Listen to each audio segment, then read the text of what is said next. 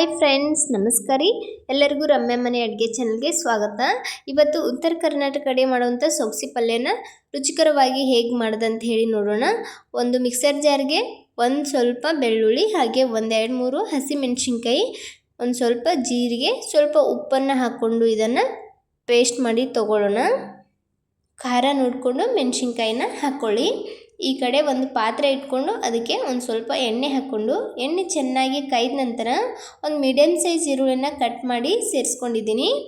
ಇವಾಗ ಇದನ್ನು ಚೆನ್ನಾಗಿ ಫ್ರೈ ಮಾಡಿಕೊಂಡು ನಂತರ ನಾವು ಮೊದಲಿಗೆ ಮಾಡಿಟ್ಟಿರುವಂಥ ಹಸಿಮೆಣಸಿನ್ಕಾಯಿ ಬೆಳ್ಳುಳ್ಳಿ ಪೇಸ್ಟನ್ನು ಹಾಕ್ಕೊಂಡು ಇದನ್ನು ಸಹ ಒಂದು ಸ್ವಲ್ಪ ಹೊತ್ತು ಫ್ರೈ ಮಾಡ್ಕೊಳ್ಳೋಣ.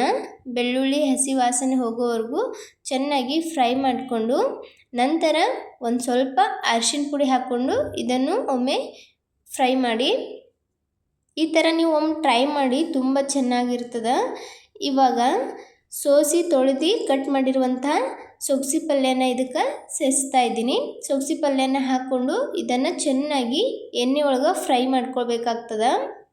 ಸೊಗಸಿ ಪಲ್ಯ ಹಸಿ ವಾಸನೆ ಹೋಗೋವರೆಗೂ ಇದನ್ನು ಒಂದು ಸ್ವಲ್ಪ ಹೊತ್ತು ಚೆನ್ನಾಗಿ ಫ್ರೈ ಮಾಡ್ಕೊಂಡಿದ್ದೀನಿ. ನೋಡ್ಬೋದು ಎಷ್ಟು ಪಲ್ಯ ಹಾಕಿದ್ವಿ. ಇವಾಗ ಚೆನ್ನಾಗಿ ಫ್ರೈ ಆಗಿ ಪಲ್ಯ ಎಷ್ಟಾಗಿದೆ ಅಂಥೇಳಿ. ಇದಕ್ಕೇ ನೆನೆಸಿ ಕುದಿಸಿರುವಂಥ ಹೆಸರು ಕಾಳನ್ನು ಹಾಕ್ತಾಯಿದ್ದೀನಿ.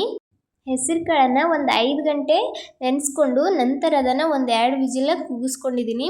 ಕುದಿಸಿದಂಥ ಹೆಸರು ಕಾಳನ್ನು ಹಾಕ್ಕೊಂಡು ಚೆನ್ನಾಗಿ ಮಿಕ್ಸ್ ಮಾಡ್ಕೊಳ್ಳೋಣ. ಈ ಥರ ನೀವು ಸಹ ಒಮ್ಮೆ ಹೆಸರು ಕಾಳನ್ನು ಹಾಕಿ ಸೊಗಸಿ ಪಲ್ಯ ಮಾಡ್ಕೊಂಡು ನೋಡಿ. 1 ರೊಟ್ಟಿ ಉಣ್ಣೋರು 2 ರೊಟ್ಟಿ ಉಣ್ಣೋದಂತೂ ಪಕ್ಕ, ಅಷ್ಟು ರುಚಿಯಾಗಿ ಬರ್ತದೆ. ಇವಾಗ ಇದನ್ನು ಮುಚ್ಚಿಬಿಟ್ಟು ಒಂದು 2-3 ನಿಮಿಷ ಬೇಯಿಸ್ಕೊಳ್ಳೋಣ. ನೋಡ್ಬೋದು ಇವಾಗ ರೆಡಿಯಾಗ್ಯದ ಸೊಗಸಿ ಪಲ್ಯ. ತುಂಬ ಸಿಂಪಲ್ಲಾಗಿ ಮನೆಯಲ್ಲಿರುವಂಥದ್ದು ಸಾಮಗ್ರಿಗಳನ್ನು ಹಾಕ್ಕೊಂಡು ಮಾಡ್ಕೊಳ್ಳೋದು. ಉತ್ತರ ಕರ್ನಾಟಕ ಕಡೆ ಇದೇ ಥರ ಪಲ್ಯಗಳು ತುಂಬ ಸಿಂಪಲ್ಲಾಗಿ ಬಾಯಿ ತುಂಬ ರುಚಿ ಕೊಡ್ತಾವೆ, ಅಷ್ಟು ಚೆನ್ನಾಗಿರ್ತದೆ. ಇವಾಗ ರೆಡಿಯಾಗಿದೆ. ಇದನ್ನು ಒಂದು ಪ್ಲೇಟಲ್ಲಿ ಸರ್ವ್ ಮಾಡ್ಕೊತಾ ಇದ್ದೀನಿ. ನೋಡಿದ್ರಲ್ಲ ಯಾವ ಥರ ನಾವು ಸಿಂಪಲ್ಲಾಗಿ ಈ ಸೊಗಸಿ ಪಲ್ಯನ ಮಾಡ್ಕೊಳ್ಬೋದು ಅಂಥೇಳಿ. ರೆಸಿಪಿ ಇಷ್ಟ ಆದರೆ ಲೈಕ್ ಮಾಡಿ, ಹಾಗೆ ಶೇರ್ ಮಾಡಿ, ಚಾನಲ್ನ ಸಬ್ಸ್ಕ್ರೈಬ್ ಮಾಡ್ಕೊಳ್ಳೋದನ್ನು ಮರಿಬೇಡಿ.